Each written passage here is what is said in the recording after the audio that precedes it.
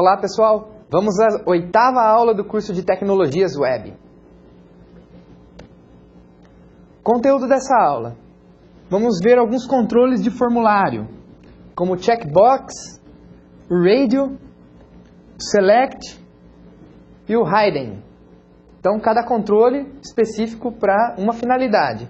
E falar um pouquinho também de acessibilidade na web. Vamos começar com o controle checkbox. Seleção de itens. Então, ele vai mostrar para nós uma lista de itens em que o usuário que estiver preenchendo esse formulário vai poder selecionar alguns desses itens. Nesse caso do checkbox, ele pode selecionar nenhum, um ou vários itens. E ele deve manter o mesmo nome. A propriedade name desse input, né, desse checkbox, propriedade name tem que ter o mesmo nome para todos os itens de uma mesma lista. Então, se eu tenho lá uma lista de cores que você gosta, aí eu tenho laranja, amarelo, vermelho e azul. A pessoa vai escolher uma, nenhuma ou várias dessas cores. Todos esses inputs têm que ter o mesmo nome, porque quando eles forem para o formulário, eu vou fazer o acesso dessas informações pelo nome e ele vai me mandar a lista que o usuário escolheu. Vamos ver como que esse checkbox funciona. Então eu tenho o input e o type dele, o tipo desse input, chama checkbox. Qual é o nome que eu estou usando? CHK frutas. Para todos os meus inputs que fazem parte da mesma lista, ou seja, da lista de frutas, eu estou usando o mesmo nome. CHK frutas. Porque eles fazem parte da mesma lista e eu quero que eles sejam enviados ao servidor de uma mesma forma, no mesmo pacote. Qual é o valor?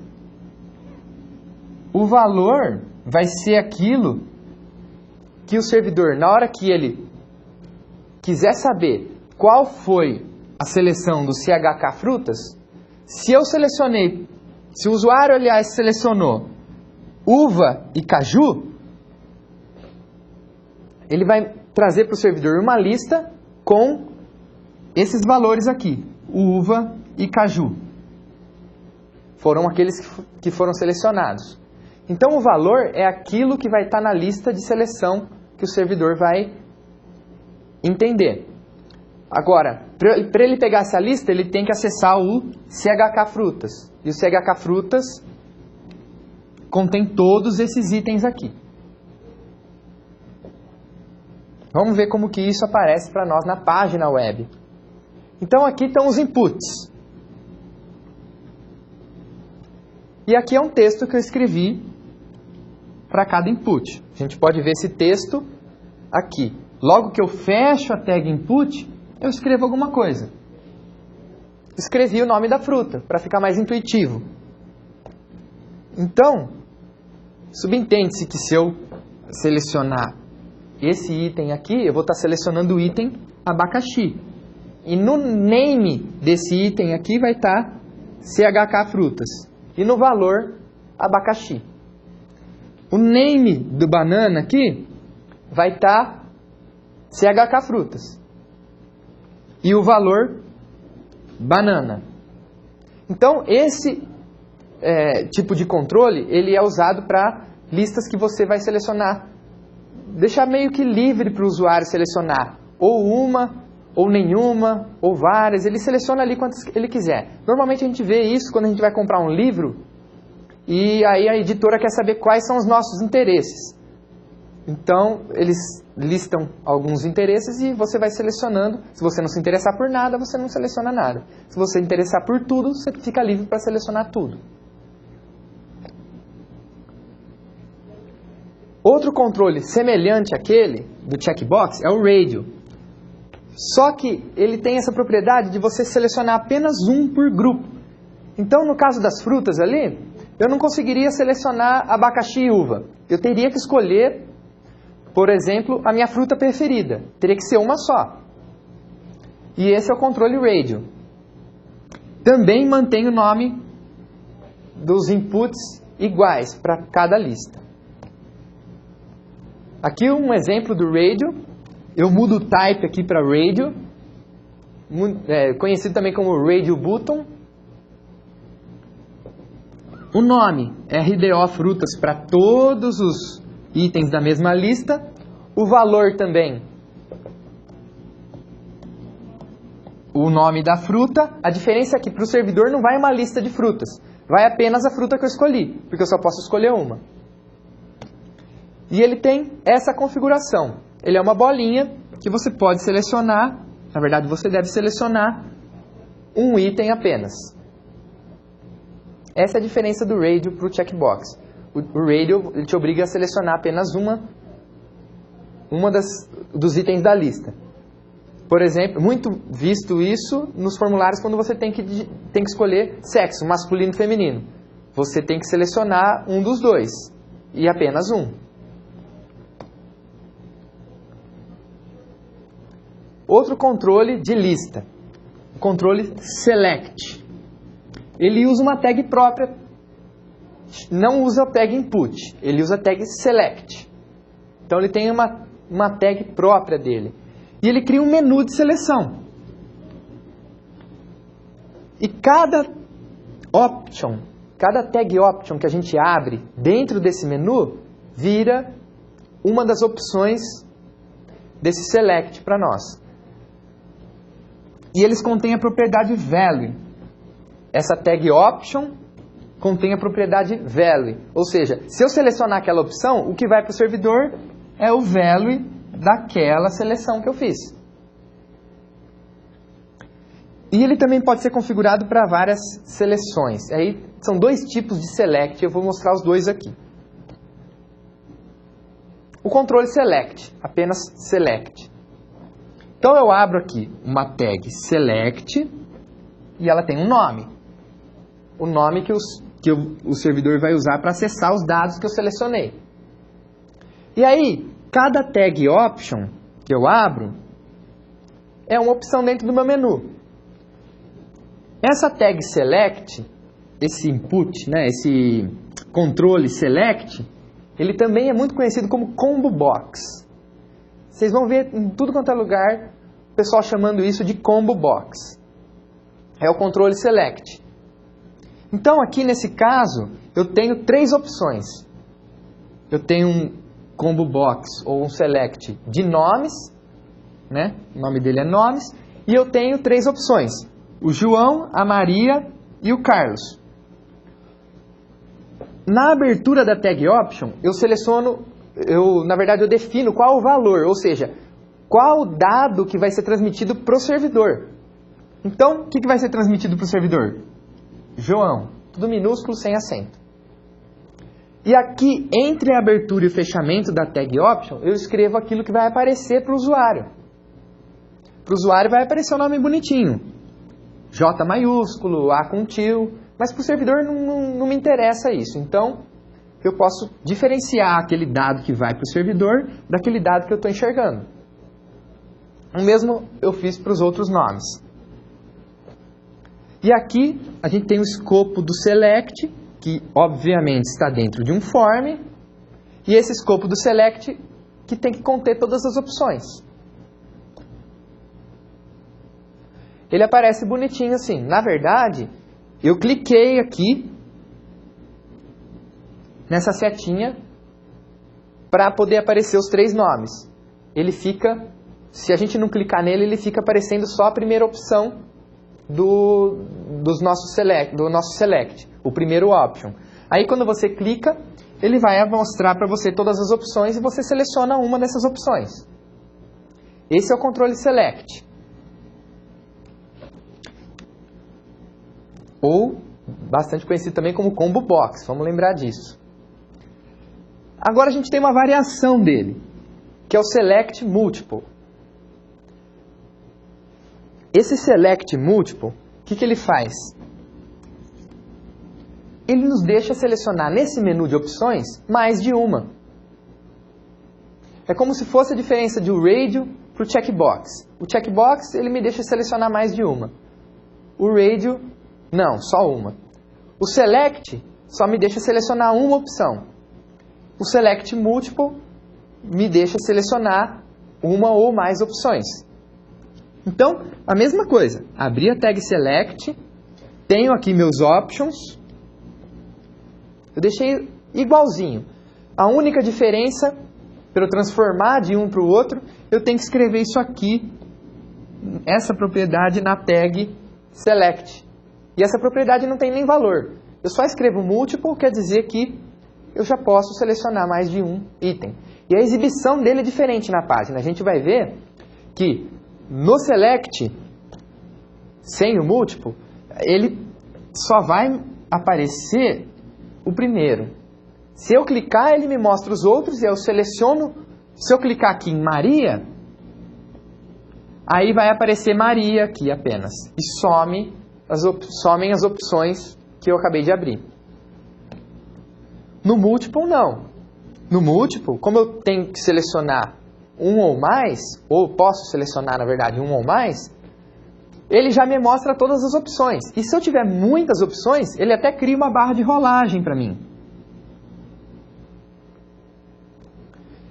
Então, aqui ele, ao exibir essa página, com esse tipo de select, que eu posso selecionar várias opções, ele já vai me mostrar todos os itens. E como que eu faço para selecionar mais de uma opção? Não é tão intuitivo assim. Eu clico, por exemplo, em João. E se eu clicar em Carlos, eu não estou mais selecionando João, eu estou selecionando Carlos. Então, como é feito no Windows, quando a gente quer selecionar mais de um arquivo em uma pasta? A gente clica no arquivo, segura o Ctrl e clica em outro arquivo que a gente quer selecionar também. É a mesma coisa aqui.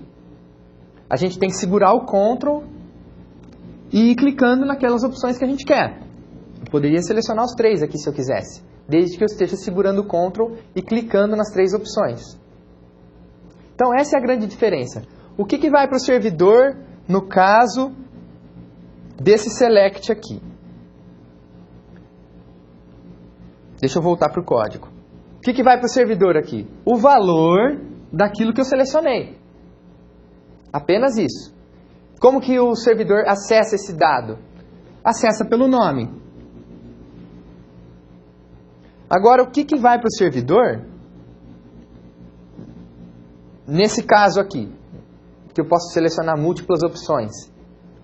Se eu selecionei João e Carlos, o servidor vai ter um vetor com 2 itens, igual ao checkbox. Ele vai ter uma lista daquilo que eu selecionei.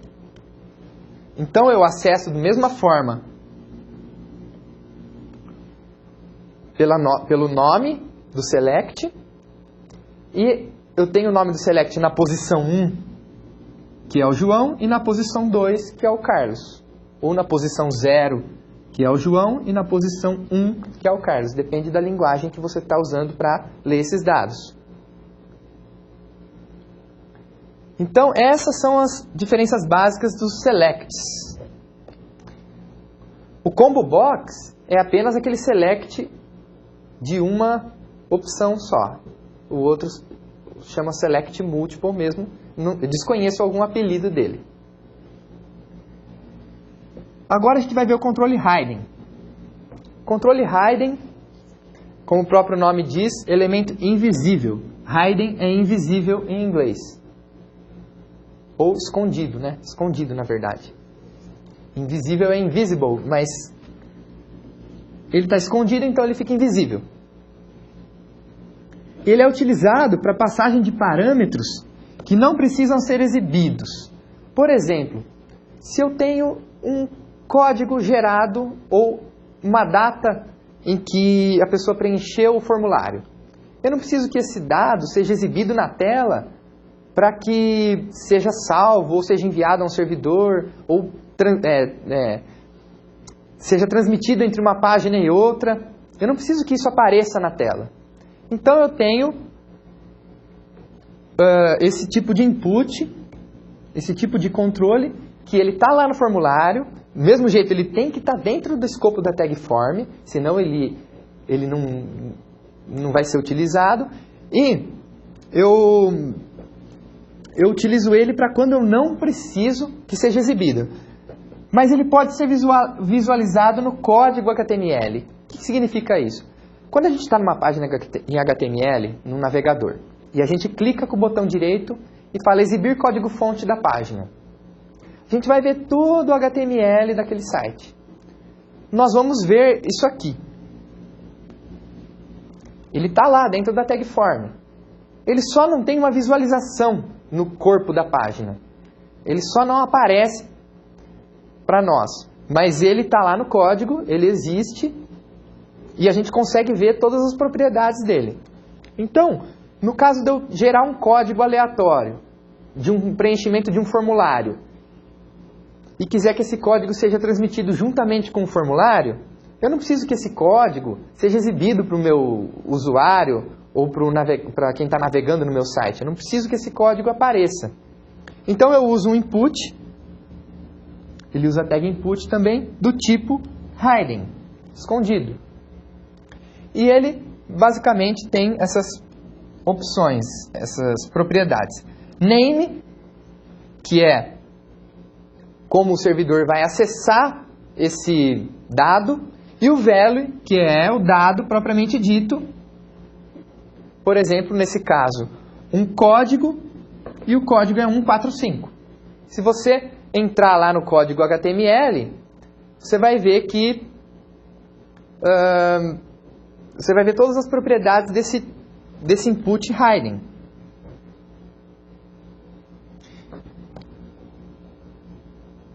Vamos falar um pouquinho de acessibilidade na web. Bom, existe um projeto da W3C, que é o World Wide Web Consortium, que é quem padroniza tudo que é referente à web, que é o WAI, Web Accessibility Initiative, ou Iniciativa de Acessibilidade na Web. Desde 1997 eles têm esse projeto. E eles publicam diretrizes, ou seja, padrões de acessibilidade para que os sites fiquem mais utilizáveis, possam ser utilizados por uma gama maior de pessoas. Né? Eles têm, na linguagem HTML, alguns elementos de acessibilidade. Nós vamos ver aqui como são usados esses elementos e qual a utilidade dessa acessibilidade. Para quem tem, por exemplo, dificuldade em visualizar uma imagem.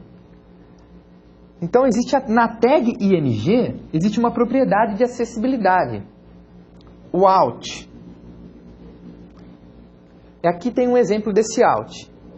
A gente tem a tag IMG com a nossa fonte, ou seja, a nossa imagem, e uma propriedade chamada Alt com uma descrição dessa imagem. É uma descrição textual. O que acontece? Quando aparecer uma imagem e a pessoa tem muita dificuldade em enxergar essa imagem, tem navegadores que têm esse recurso de leitura de página. Apesar de ele não conseguir ler uma imagem, não conseguir transmitir para alguém com dificuldade visual uma imagem, ele vai conseguir ler a descrição dessa imagem, que você, programador, colocou no seu site a descrição. Essa tag, essa propriedade alt é usada também para indexação de imagens. Por exemplo, você vai lá no Google buscar uma imagem, você digita uma palavra-chave, ele vai procurar imagens que tenham a descrição próxima daquilo que você está procurando. Esse é um recurso interessante também. Mas, basicamente, para acessibilidade, é isso. A gente descreve a imagem e aí existem browsers que podem ler essa imagem, ler essa descrição em voz mesmo, para quem tem dificuldade visual. Por exemplo, essa imagem do Google. 119º aniversário de Anna Freud. Então, quando a gente entra no Google, a gente não ouve nada, não vê nada, só a imagem. Se você deixar o mouse em cima por um tempo, o que vai acontecer? Vai aparecer essa descrição, que é nada mais do que aquilo que está descrito na propriedade out. Alguns navegadores, para quem tem dificuldade visual, vai ler isso aqui. 119º aniversário de Ana Freud. E isso ajuda alguém com dificuldade visual a entender o contexto do site. Então, você consegue atingir com isso mais pessoas.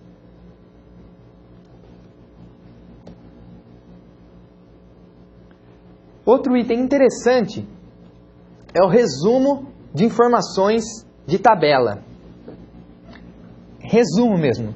A gente usa a propriedade summary dentro da tag table, que é a tag que abre a tabela. Então, com navegadores com recurso de leitura, esse resumo de informações da tabela é lido. Por exemplo, eu tenho uma tabela aqui com um resumo. E eu escrevi o seguinte resumo: percentual de vendas do mês de maio de 2014. Então, a pessoa que não enxerga muito bem, ela vai ter isso lido para ela. Percentual de vendas do mês de maio de 2014. E é uma tabela com os percentuais.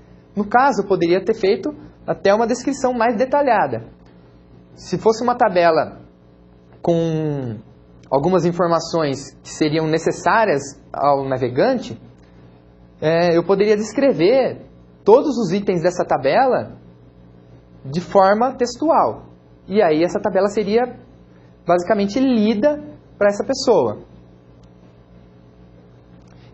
Normalmente, esses resumos de tabela, eles são enormes, porque normalmente as tabelas têm bastante informação. E quando a pessoa faz um site pensando já na acessibilidade, ela normalmente descreve aquilo de forma que não seja necessário, às vezes, a pessoa visualizar essa tabela. Só de ler aquele resumo da tabela, já está bem entendido o contexto daquele site.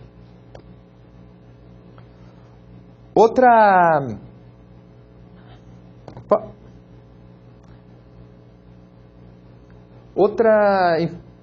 possibilidade de acessibilidade deu uma paradinha aqui.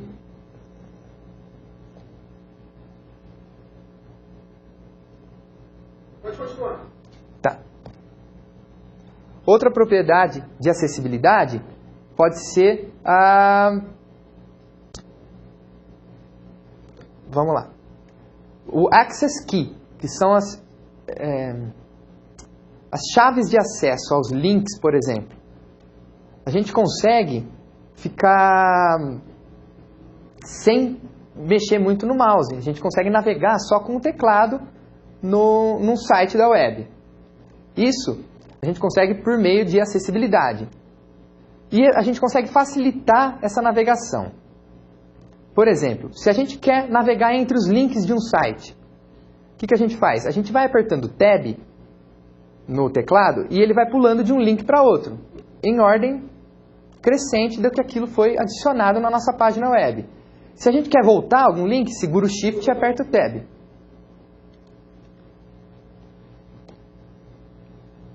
Vamos lá. Então, a gente tem alguns atalhos de teclado. Esse que eu falei do Tab, ele é um pouco chato de ser usado, porque se você tem muitos links na página, se a página ela é muito extensa, você vai ter que ficar apertando Tab até chegar naquele que você deseja. E isso não é muito viável para quem, por exemplo, não consegue usar um mouse. Então a gente tem a propriedade Access Key. Essa propriedade a gente consegue facilitar a navegação pelos links. Ele pode ser aplicado em diferentes elementos do HTML, tá? Mas basicamente a gente aplica em links, que é o que a gente usa para navegar entre uma página e outra. Um exemplo aqui do Access Key. Eu tenho uma tag de link e a referência é clientes.html. E eu tenho essa propriedade Access Key e o valor dela, C. E aí eu tenho o texto do meu link e o fechamento da tag. O que vai acontecer com esse link. Ele não vai ser um link que só vai ser acessado com um clique do mouse. Se eu digitar a tecla C do meu teclado, eu vou acessar esse link. E isso, para quem não usa mouse, ou não pode usar um mouse, é uma mão na roda, né? A gente consegue não precisar ficar navegando, passando link a link, até chegar naquele que a gente deseja para entrar, para navegar. Aqui eu tenho um exemplo da tag Access Key, da propriedade Access Key sendo utilizada. A gente tem aqui um título da nossa página, ele aparece aqui, e aqui uma lista desordenada, não ordenada, com alguns itens. Cada item dessa lista é um link. Cada item da lista é um link. E além da gente ter a referência do link e o texto desse link, a gente tem a chave de acesso para a acessibilidade desse link. Então, no caso aqui são 4 ferramentas de busca: Bing, Google, Lycos e Yahoo. Então, aqui eu defini a tecla B como sendo do Bing, o G do Google, o L do Lycos e o I do Yahoo, o Y, aliás, do Yahoo. Bom, ficou bem intuitivo, porque eu usei a primeira letra de cada ferramenta. O que eu vou conseguir com isso? Quando o navegante que está no meu site, ele for querer acessar o Bing, por exemplo, e ele apertar a tecla B, se eu tiver isso como padrão, né, utilizar a primeira letra do meu link como sendo a tecla de acesso, ele vai ter muito mais facilidade. Nesse caso, se ele quisesse acessar o Yahoo, ele teria que apertar o Tab 4 vezes. Ele precisaria apertar o Tab 4 vezes, porque o Tab vai navegando entre os links. Então, o primeiro link inserido foi o Bing, o segundo o Google, o terceiro o Lycos e o quarto Yahoo. Então, ele teria que apertar... A primeira vez que ele aperta o Tab, ele vem para cá. Segunda, ele vem para o Google. Na terceira, aqui. E na quarta, no Yahoo. E aí ele aperta Enter e entra nesse link. Ele navega por esse link. Se ele apertar o Y, ele vai acontecer a mesma coisa.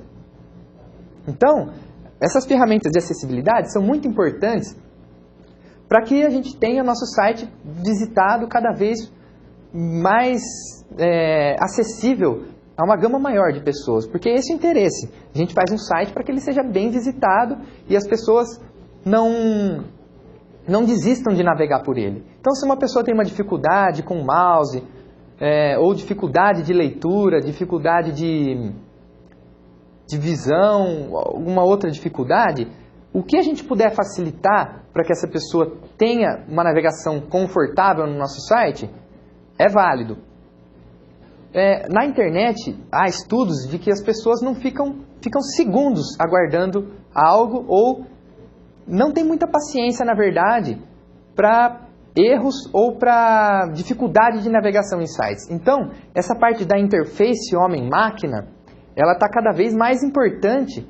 As pessoas estão cada vez com menos tempo e precisando de agilidade. Então, essa parte de interface é cada vez mais importante. E essas ferramentas de acessibilidade na web são uma mão na roda para a gente que faz sites, para a gente poder deixar esse pessoal com mais facilidade. Eles não vão desistir de navegar no seu site, podem até desistir de navegar em outros e partir para o seu.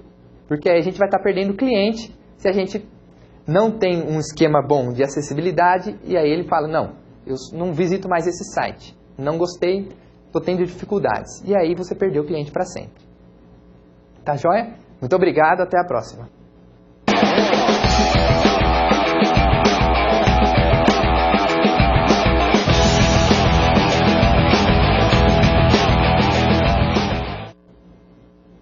Olá pessoal, vamos fazer as atividades da 8ª aula de Tecnologias Web.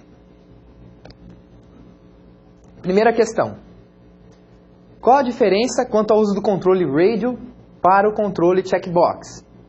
Vocês lembram que são dois controles de formulário. Então, o radio ele é usado para um tipo de lista e o checkbox para outro. Bom, radio utilizado para a seleção de apenas um elemento. Então, a gente utiliza esse controle para quando a resposta tem que ser única. Qual é a sua cor preferida? Se no caso a gente quiser apenas uma cor preferida do nosso cliente, a gente vai usar um radio, porque aí ele só vai poder escolher uma das cores. Quais são suas cores preferidas? Aí a gente pode usar um checkbox, porque aí ele pode escolher um, nenhum ou vários elementos dessa mesma lista.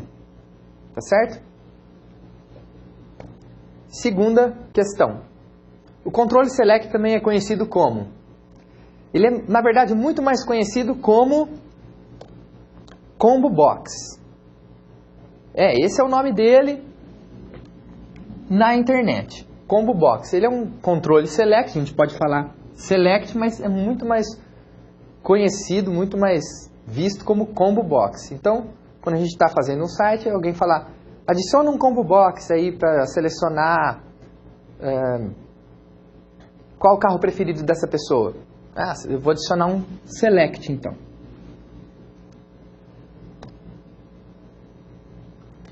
Dê 2 exemplos de uso do controle hidden. Vamos ver aqui os 2 exemplos. Passagem de códigos indiferentes para o usuário. Então, não interessa para o usuário aquele conteúdo. Então, não tem por que aparecer na nossa página.